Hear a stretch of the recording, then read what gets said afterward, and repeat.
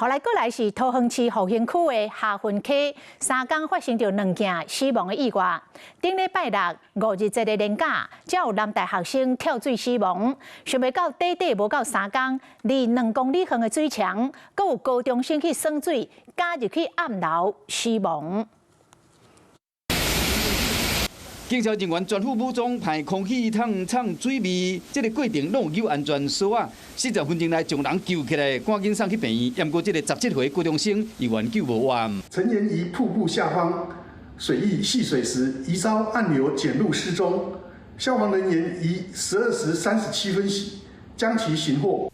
青色湖水，閣有水牆被稱之為是台版的九寨溝的秘密風景，海拔差不多600公尺，有山，閣有水，生態池、木棧都有真濟遊客來。不過水牆下的深潭有暗流加螺仔狀，會將人救落去了，閣架起來袂輸是洗衫機，一旦被架入去，話難以脫身。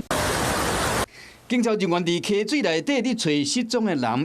因為唔若昨這件爾，前2天冒渡水的意外，而且攏發生佇桃園市的復興區。頭一件是佇流下國清水烘肉園區，一個姓鄭的男大學生，20甲朋友去耍水，敢若是跳水的時，曲一個分氣。經過2天佇離2公里的游下分水牆，姓陳的高中生嘛去耍水，短短3天奪走2條寶貴性命。20歲莊姓男子與友人至該處戲水，期間疑似跳水後沉沒水中未再浮出，同行友人立即報案求助。